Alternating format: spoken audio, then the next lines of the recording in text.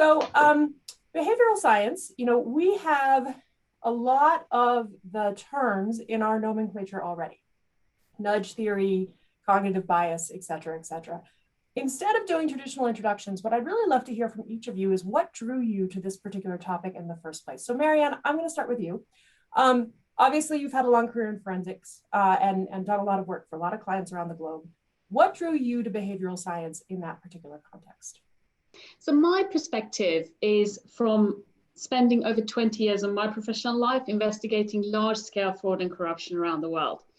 I'll tell you a very short story. I have this very clear memory of the day I came back from maternity leave in 2017, and the headlines in the UK press were around the biggest retailer in the UK, Tesco, having been fined and just reached a settlement with the Serious Fraud Office around accounting manipulation around rebates. And that was particularly salient for me because the day when I left to go on maternity leave a year earlier, the regulatory news was Monsanto having just settled with the SEC around accounting manipulation to do with rebates. And when I started out my career as a junior investigator over 20 years ago in the early 2000s, I spent 6 months traveling around Europe investigating accounting manipulation, in particular to do with rebates for Goodyear, which results in accounting restatement. So I tell that story to say, of course, there's been an enormous amount of positive change during the past 20 years in terms of our public discourse around ethics and compliance. But there are also recurring patterns of misconduct or unethical behavior that we keep failing to prevent or detect early, despite all of that effort. And what became evident to me through my practical experience was that it's clear that a lot of behavior is not driven by information or persuasion, but it's about the environment in which people find themselves.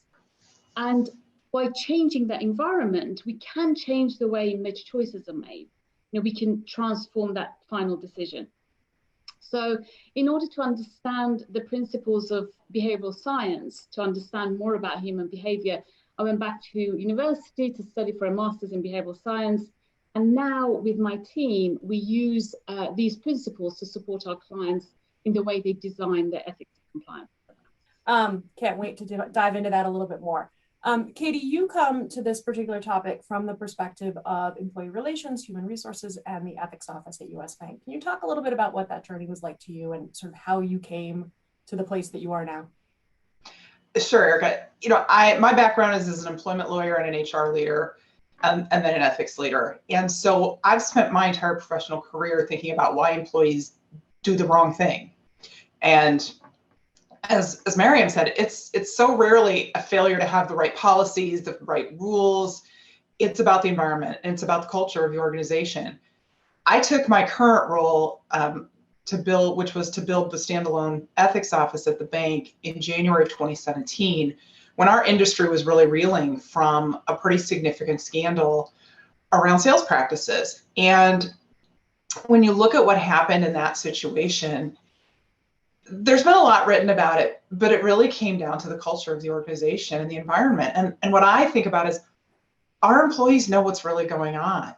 How do we make sure that information gets to leaders who are removed from it and who are biased to think well of the organization? I remember at my very first Global Ethics Summit listening to Alex Dmitriev, I believe, from GE, and he said, senior leaders are so invested in the organization that it's often hard for them to hear and believe that something's wrong, that it's not the way they believe it to be.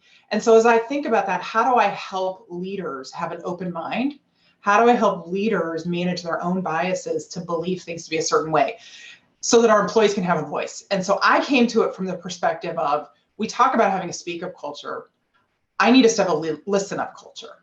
I need our leaders to be armed and prepared to listen. And so for me, it was all about psychological safety, and it continues to be all about psychological safety. But again, it goes back to, it's the environment that people are in that is going to dictate how they behave. Just as Maryam said, so very similar.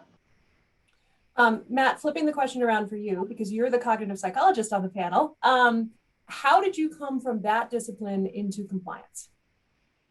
That's a great question, Erica. And I thought long and hard about, the different events throughout my life that led me from point A to point B. Because as we all talk about culture, something that we focus on in behavioral science and in cognitive science is what creates culture.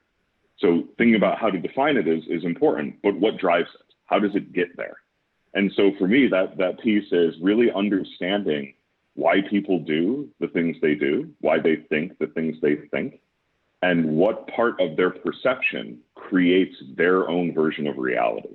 So once you unlock that, you can start to nudge it in a given direction or understand it so that you can put proper controls in. I know we said policy probably isn't the problem, but we'll get into that later and how that can help guide your employees in certain ways that they approach it, for example, that I think might help make a policy more or less effective. And it's that deep understanding of just the human mind and how it functions that gives us a little bit of an edge.